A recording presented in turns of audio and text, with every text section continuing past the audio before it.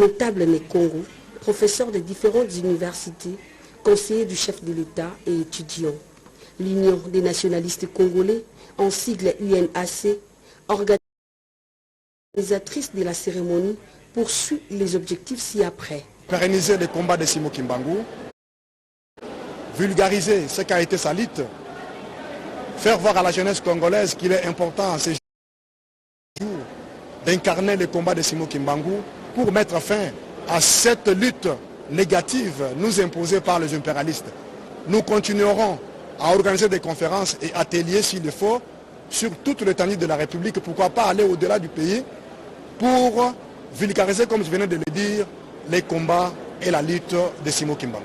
Il est question ici de penser à nos acquis, à laisser comprendre que Simon Kimbangu est l'initiateur du fameux concept sauvegardons les acquis. À l'époque, lorsqu'il exhortait les Congolais de l'époque de sauvegarder ce que nous avons pour enfin réserver un futur meilleur à la génération future. Éveil de la conscience africaine est une œuvre de Simon Kimbangu. C'est grâce à son combat que l'homme noir est valorisé sur le plan économique, social et culturel, témoigne un compatriote, Donatien Mujinga, directeur des infrastructures, des équipements, des sports et loisirs, nous dit Renette Koulonga. Simon Kimbangu, né le 12 septembre 1887 et mort le 12 octobre 1951, il était un chef religieux congolais qui fonda le mouvement religieux chrétien Kimbanguisme, engagé aussi dans le combat de la valorisation de l'homme noir. Témoignage d'un compatriote, Donatien Mujinga. Le prophète Simon Kimbangu a fait un grand combat au profit de l'Afrique et du monde entier. C'est ainsi qu'il a fait en sorte que les Africains se mettent debout. Il a élevé les consciences de l'Afrique et d'autres mondes qui ont profité à ce qu'ils puissent suivre son idéologie. Il a levé les consciences sur le plan politique. En 1960, il a beaucoup travaillé. C'est grâce à lui que nous avons connu l'indépendance aussi pour l'Afrique et pour d'autres pays sur le plan éducationnel. C'est grâce à lui qu'il y a eu beaucoup d'écoles, non seulement au Congo, dans d'autres pays, même à Congo-Brazzaville. Vous voyez, même en Angola, où on parle toujours de Simon Kimbangu. Et puis, les enfants ont eu une bonne éducation. Et quand vous voyez même ici chez nous, vous trouverez même les universités. Alors maintenant, il est partout, même en Europe. Il y a des banques qui sont en Suisse. Il y a beaucoup de choses qui se sont fondées grâce à lui. Il amène les gens à travailler. Emprisonné pendant 30 ans, les péripéties de sa pénitence étaient remplies de miracles. La lutte de Simon Kimbangu avait pour but la libération totale de l'homme noir. Sécurité à présent, il est tombé dans les filets des services de sécurité. Eric Nkuba, qui se présente comme un proche de Corneille Nangaa, est passé aux aveux en citant des noms de certaines personnalités qui seraient impliquées dans cette entreprise macabre et soutenue par le Rwanda. Les récits de cette affaire dans ces reportages. Il est l'une des pièces maîtresses de l'Alliance du fleuve Congo, arrêté par le service spécial, interrogé dans cette vidéo projetée pour la première fois ce vendredi 5 avril 2024, Eric Nkuba, conseiller stratégique et politique de Corneille Nangaa, passe aux aveux en énumérant ses complices. Il y a des gens que je connais qui prenaient souvent contact avec nous. Comme qui? Comme Peter de Canada, Claudel Lubaya. Il y a les vieux Olinda Koy, il y a le professeur Bob Kabamba, il y a Adam du PBD, il y a l'autre qui était à Roger Frère, Serge Saïba. On parlait avec lui, il était à Tanzanie. Il disait non, il m'a dit c'est quoi ça m'a fait que l'autre fois à Tanzanie, c'est Saïba. Côté militaire, nous, on n'avait pas de contact militaire. C'est lui qui avait les contacts militaires, c'est pas nous, c'est le général John Lumbi. On parlait avec lui et l'ancien président Joseph Kabila. Ces clichés démontrent à suffisance son appartenance à l'Alliance du fleuve Congo et à Corneille Nangaa.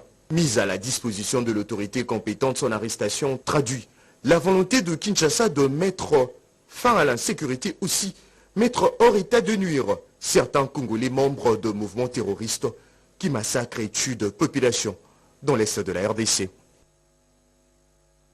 Après la confirmation par la Cour constitutionnelle, vient ensuite la validation des mandats par l'Assemblée nationale.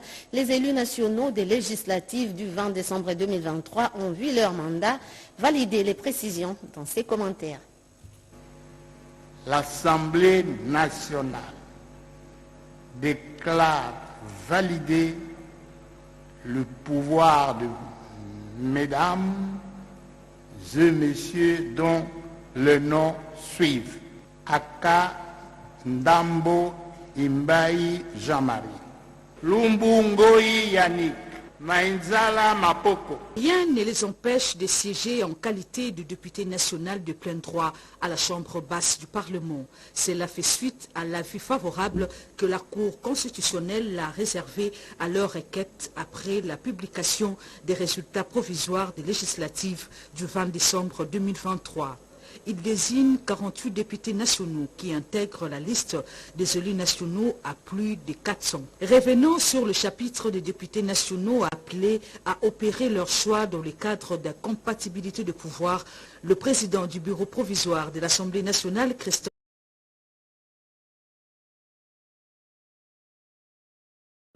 Mbosoko Diapwanga. Le bureau provisoire vous annonce la notification de l'Assemblée nationale en date du 3 avril 2024 par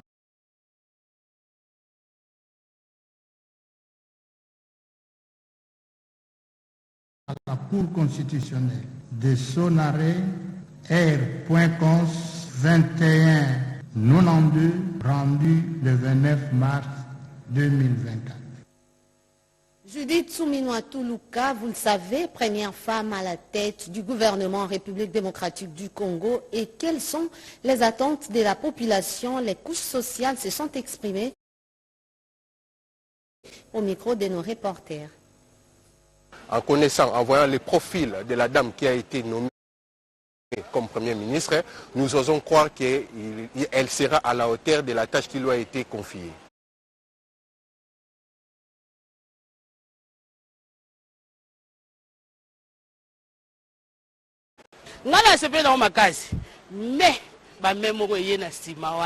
Je suis très content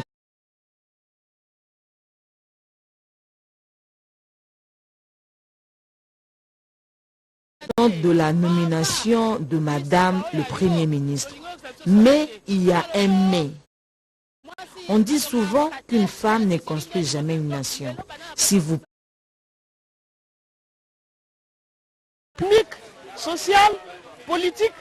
C'est que moi, personnellement, Laurent, j'attends d'elle qu'elle soit à la hauteur, surtout pour mettre fin à la guerre. C'est d'abord ça. Dès que nous aurons la sécurité à l'Est, je crois que les autres histoires, ça va commencer à couler. Moi, en tant qu'étudiante déjà, j'attends qu'elle puisse nous venir en aide à l'université concernant les frais, tout ce qu'on demande là à l'université, de bien vouloir un peu voir et nous aider un peu à baisser un peu le prix. Ça ne fait que nous réjouir, surtout que c'est une maman. Elle aura les soucis, elle va maintenant gérer les pays comme une maman gère sa maison, son foyer. Elle aura les soucis de la population.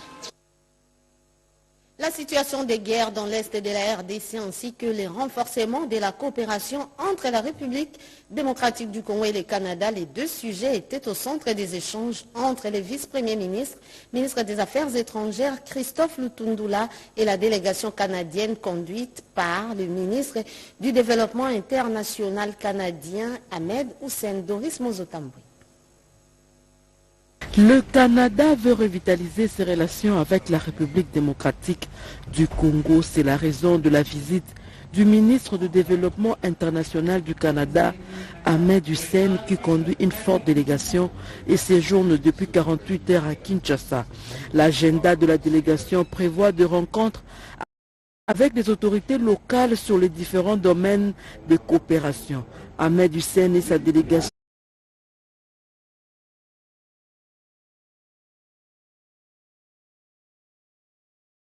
délégation ont été reçus par le vice-premier ministre, ministre des Affaires étrangères et francophonie, Christophe Lutundula Palapé-Napala. Autour de la table, les deux parties ont échangé essentiellement sur comment et dans quel domaine le Canada peut renforcer son appui en RDC. Le ministre canadien a réitéré la volonté de son pays, à travers sa présence à Kinshasa, de collaborer pour une coopération gagnant-gagnant. Après avoir écouté très attentivement son interlocuteur, le vice-premier ministre, ministre des Affaires étrangères et francophonie, Christophe Lutundula Palapé-Napala, n'est pas allé sur 4 chemins. La sécurité à l'Est figure parmi les urgences du gouvernement de la République sous le leadership du chef de l'État, Félix Antoine Tshisekedi Tshilombo, et dont les dépenses ont déjà atteint plus de 2 milliards de dollars américains. La République démocratique du Congo sollicite un appui pour mettre fin à l'agression rwandaise, l'éradication des groupes armés dont les plus meurtriers restent le M23. Le ministre canadien a promis d'y travailler et de mobiliser les investisseurs canadiens à venir au Congo.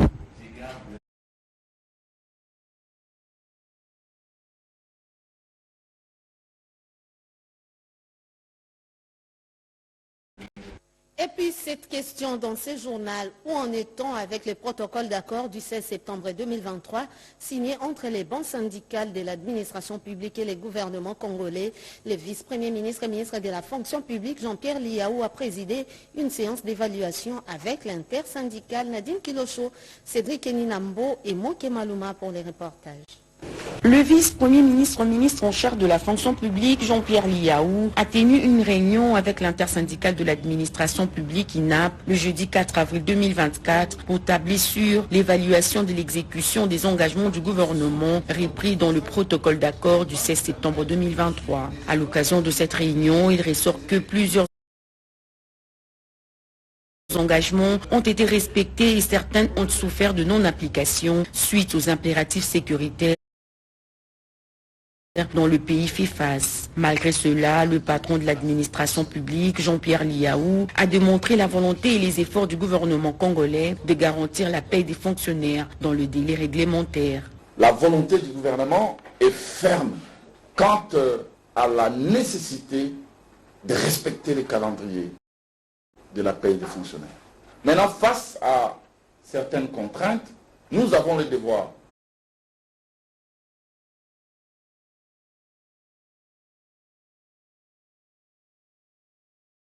en tant que responsable banque gouvernementale, banque syndicale. De l'accord du 16 septembre 2023. Nous avons fait un communiqué conjoint dans lequel nous avons informé les agents, nous avons pris des engagements, nous allons continuer à encadrer les agents et le gouvernement fait des efforts pour que ce qui a été promis soit réalisé. Grâce au dialogue permanent, la paix sociale a été maintenue grâce au leadership du chef de l'État, Félix Antoine Tshisekedi Tshilombo, qui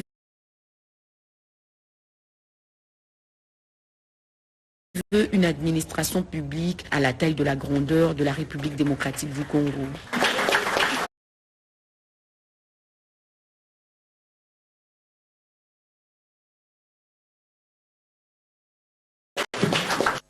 Le ministre de la Communication et des Médias, Patrick Mouya Katembo, était invité hier à une cérémonie des baptêmes du livre et les détails à travers ses reportages. Le ministre de la Communication et Médias, Patrick Mouya, a participé au vernissage du livre Pollution de l'information, fake news et journalisme dans le monde et en République démocratique du Congo, du journaliste congolais Passion Ligodi, c'est vendredi 5 avril 2024 à Sultani Hotel dans la commune de la Gombe. Ici, je pense qu'il n'y a pas de remède particulier si ce n'est de travailler en coalition. Coalition gouvernement, coalition journaliste, parce que c'est finalement notre métier qui est concurrencé.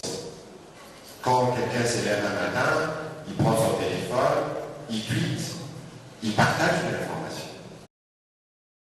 Mais aujourd'hui, le fond qui doit être les nôtres, c'est peut-être d'arriver à dire à ceux qui consomment l'information que lorsque vous n'avez pas vu Radio Kaby, lorsque vous n'avez pas vu Actualité, lorsque vous n'avez pas vu Top Congo, ayez un véhicule.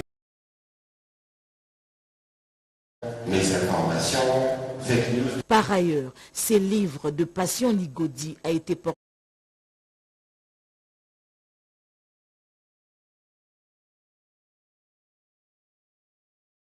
sous les fonds baptismaux par le professeur Daniel Moukoko Samba, en présence du professeur honoraire en sciences de l'information et de la communication Jean Chrétien et Kambodoua Senge.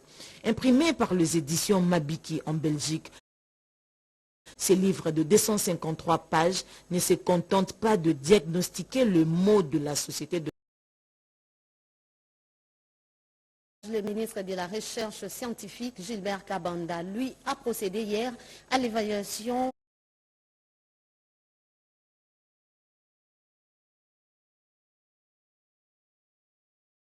des activités de son passage au gouvernement de la République. Il a marqué d'une empreinte indélébile son passage dans le gouvernement de la République, notamment au ministère de la Défense nationale et des anciens combattants, ainsi que de la recherche scientifique et l'innovation technologique. D'abord,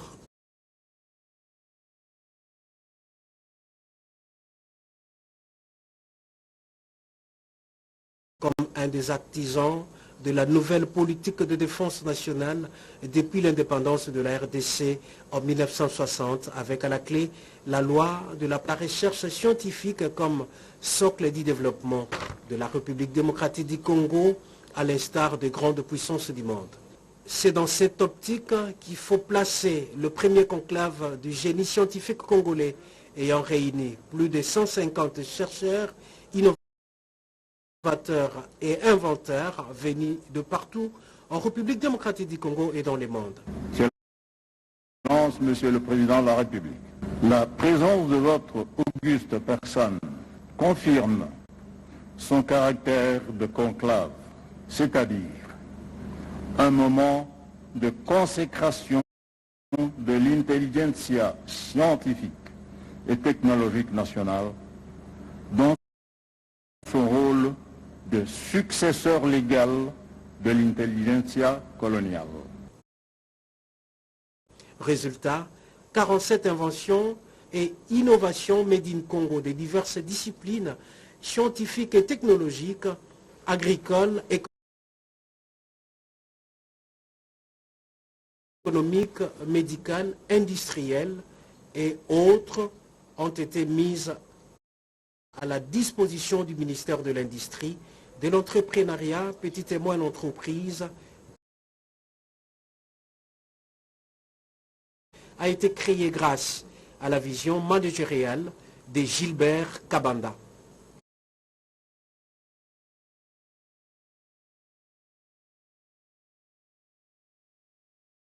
Un forum du génie scientifique congolais est en pipe pour booster l'industrialisation et l'innovation en République démocratique du Congo. Quel est le rôle de la femme au sein de la Commission nationale de prévention routière pour marquer d'une pierre blanche le mois dédié à la défense des droits de la femme? Les personnels féminins de la CNPR étaient dans les rues de Kinshasa pour une démonstration de leur travail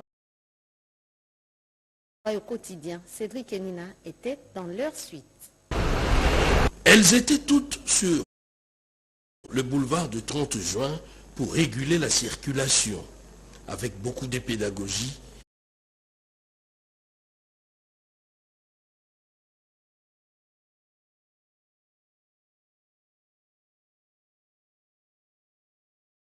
Les piétons ont été renseignés sur comment traverser, quand et suivant quel panneau de signalisation. À tout moment, voilà notre travail sur la chaussée aujourd'hui. Un moment de convivialité, d'échange sur ce que fait réellement la femme de la CNPR et son avenir.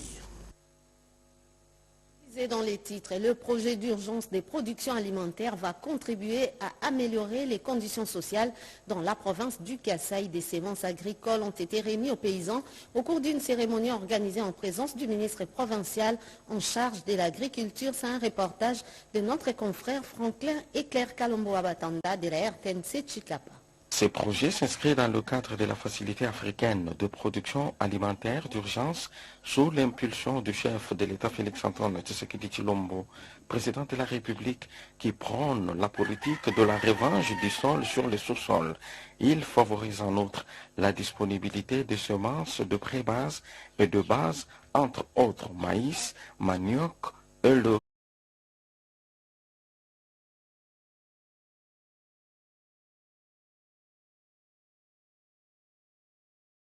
au niveau des structures locales. Aaron Kachimo, ministre provincial en charge de l'agriculture et représentant du gouverneur de province, lance en ces jours la distribution de 42 tonnes et 173 kilos de semences de maïs à 3374 ménages agricoles répartis dans les territoires de notre province, dont Chikapa et autres. Au niveau des structures locales, l'utilisation de ces semences améliorées à large échelle et à la diffusion de bonnes pratiques pour l'augmentation de la productivité et de la production de ces denrées. De leur côté, les heureux bénéficiaires n'ont eu que des mots justes pour dire merci aux partenaires.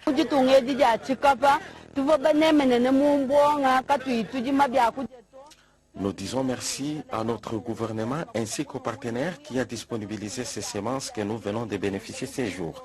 Ça va nous aider à les multiplier et avoir des semences en abondance que nous allons vendre pour faire étudier nos enfants et aussi éliminer la famine dans nos milieux. Le bureau de la division provinciale de l'agriculture a servi de cadre à cette cérémonie.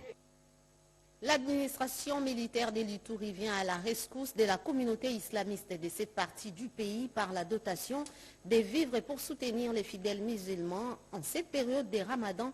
Des précisions à travers ces reportages de Junior Selemani de la RTNC Bounia.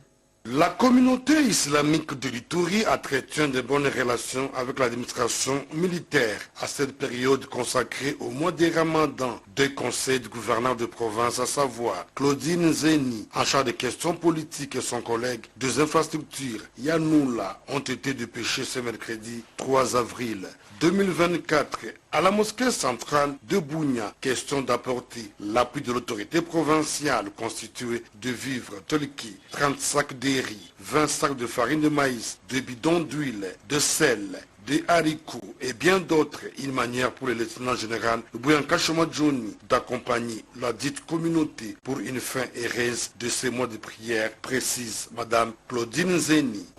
Nous avons été envoyés par son Excellence, Monsieur le gouverneur de province, pour participer avec la communauté musulmane qui est, comme nous le savons tous, en période de Ramadan.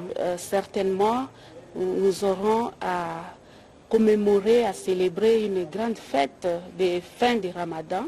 C'est pourquoi son Excellence, Monsieur le gouverneur, a voulu participer avec cette communauté. Ce geste est salué par Cheikh Choukourani Biaroufou, représentant régional de l'entité islamique en Ituri. Nous remercions le gouverneur pour ce geste si louable qu'il vient de faire pour notre communauté islamique. Pendant 30 jours, les fidèles musulmans ont été soumis à la prière. Ils se sont abstenus à boire et à manger de la levée jusqu'au coucher du soleil. La fête dite Filtri, sanctionnant la clôture de cette période exceptionnelle, interviendra la semaine prochaine. L'université pédagogique de Kinshasa UPEN a un nouveau docteur en économie appliquée. Il s'agit de Tina Simbu Chikedo et c'est après la soutenance de sa thèse. David Moubenga nous en parle dans ses reportages. La salle polyvalente de l'Université pédagogique nationale UPEN a vibré ce jeudi à un rythme accéléré suite à un exercice de haute facture scientifique, à savoir la soutenance d'une thèse de doctorat en sciences économiques et de gestion dans le domaine de l'économie appliquée par Madame Tina Simbu Chikedo. Cette thèse, qui porte sur la contribution du marketing mix dans le tourisme périurbain et modèle de performance de l'Office national du tourisme, cas de Kinshasa, Matadi et Mwanda 2008-2020, était dirigé par le professeur Anissé Enoch Nkwimi Akol de l'université de Kinshasa. Depuis l'accession de notre pays à l'indépendance, il n'y a jamais eu d'école de tourisme. Or, c'est très important. C'est une richesse que nous devons perpétuer. C'est une richesse que nous pouvons mettre à la disposition de tout le monde. Et cela ne nécessite pas de moyens, c'est la volonté. Après des bases de délibération, le jury a proclamé Madame Tina Simbu Chikedo, docteur en économie appliquée, orientation marketing, avec la mention grande distinction. Politique, 21 ans après sa mort, Frédéric Kibasa Maliba est toujours d'actualité. Les jeunes de l'UDPS ont organisé une journée pour commémorer la date de sa disparition, le 4 avril. Nono Mansekou. Cette journée porte ouverte organisée par la Ligue des jeunes de l'UDPS Kibasa pour commémorer le 21e anniversaire de la mort de Frédéric Kibasa Maliba, fondateur de cette formation politique et l'un des 13 parlementaires, avait pour objectif d'inculquer à la jeunesse de ces partis la vision de ces grands hommes d'État passionnés par les bien-être de la population. Pour Marcel Panzou, président de la Ligue des jeunes, Frédéric Kibasa Maliba reste un repère pour la jeunesse qui continue de marcher sur ses pas. Cette cérémonie riche en couleurs a été marquée par les témoignages de ses compagnons, notamment celui de Proté Lungu Maloba qui a reconnu son leadership inspirateur en rappelant que c'est grâce à Frédéric Kibasa Maliba que l'UDPS est répandu dans tous les grands Katanga. Mathieu Moulaja, ancien directeur des cabinets de Frédéric Kibasa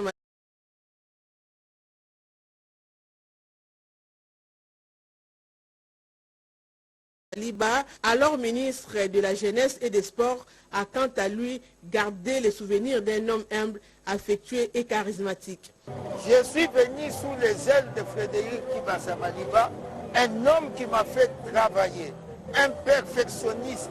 C'est un génie méconnu de son temps. Pour connaître la valeur réelle de Frédéric Kibasa Maliba, il faut prendre toutes les facettes de sa personnalité. De son côté, Jackie Kibasa Maliba, l'une des filles du défunt, a invité les jeunes à la prise de conscience en les appelant à se battre loyalement s'ils veulent conquérir les pouvoirs. Nos parents, c'était des vrais combattants. Quand ils se battaient, ce n'est pas pour s'insulter ou quoi. Ils se battaient pour une juste cause. S'il vous plaît, la jeunesse, ce que je vous demande, il faut savoir se battre loyalement. Travailler pour faire remonter notre parti. Pour rappel, Frédéric Kibasa Maliba, père biologique du ministre. À partir des 20h, par conséquent, des perturbations dans la fourniture d'eau potable seront observées dans les communes et quartiers ci-après, Gombe, Lingwala, Kinshasa, Kasavu, Bungiringiri, Barumbu, Bandal, Jamaïque et Kintambo, la régie des eaux, et ça a pris aux abonnés concernés de bien vouloir l'excuser pour ces désagréments et les invite de se constituer des réserves d'eau. Elle les rassure du rétablissement de la desserte dès la fin des travaux faits à Kinshasa le 6 avril 2024. Ces communiqués portent la signature de l'ingénieur Raymond Matundumpaka, directeur régional de Kinshasa Ouest.